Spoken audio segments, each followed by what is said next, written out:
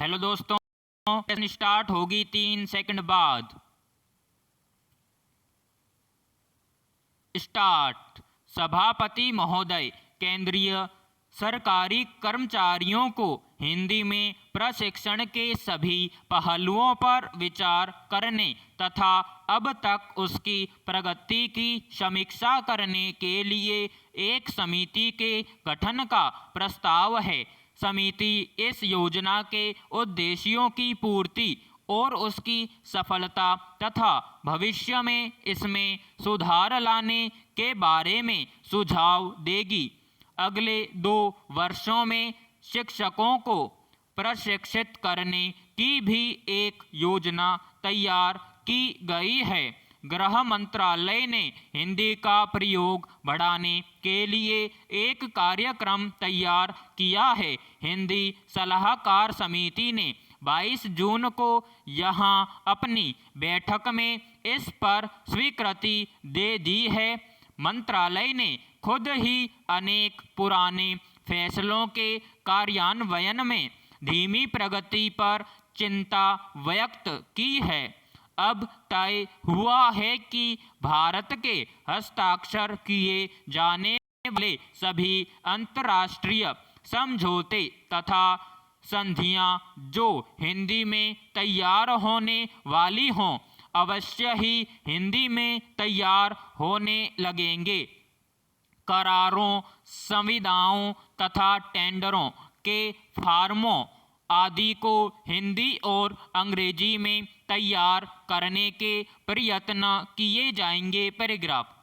हिंदी सलाहकार समिति की बैठक की अध्यक्षता गृह मंत्री ने की। बैठक में गृह मंत्रालय के राज्य मंत्री ने भी भाग लिया। हिंदी भाषी क्षेत्रों में स्थित कार्यालयों में पारस्परिक पत्र व्यवहार के लिए हिंदी का उपयोग बढ़ाया जाएगा।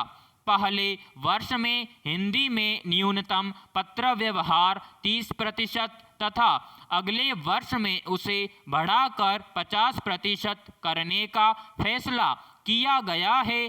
जनता को हिंदी भाषी क्षेत्रों में भेजे जाने वाले सभी पत्र हिंदी में भेजे जाएं। फाइलों पर टिप्पणी भी हिंदी में चढ़ाने पर जोर दिया गया है।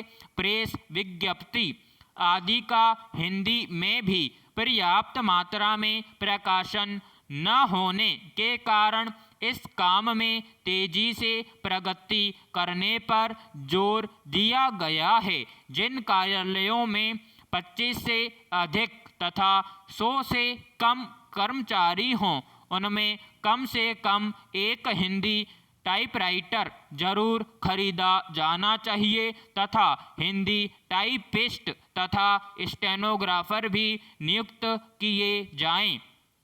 ये निर्देश तो हिंदी के प्रयोग को बढ़ावा देने के लिए वास्तव में प्रशंसनीय कहे जा सकते हैं, लेकिन केवल निर्देश देने से काम नहीं चलता। सबसे महत्वपूर्ण बात यह है कि लोगों के सोचने के ढंग में परिवर्तन आना चाहिए। लोगों को चाहिए कि वे स्वेच्छा से अपना दिन प्रतिदिन का कार्य हिंदी में करें और यह न सोचें कि हिंदी में कार्य करने पर लोग उन्हें अनपढ़ समझेंगे। जब तक लोगों के अंदर यह हीन भावना विद्यमान रहेगी कि अंग्रेजी में काम करने पर या अंग्रेजी में बातचीत करने पर ही दूसरे उन्हें पढ़ा लिखा समझेंगे, तब तक हिंदी का प्रयोग नहीं बढ़ सकता, चाहे सरकार कितने ही प्रयत्न कर ले या धन खर्च कर ले। विराम समाप्त।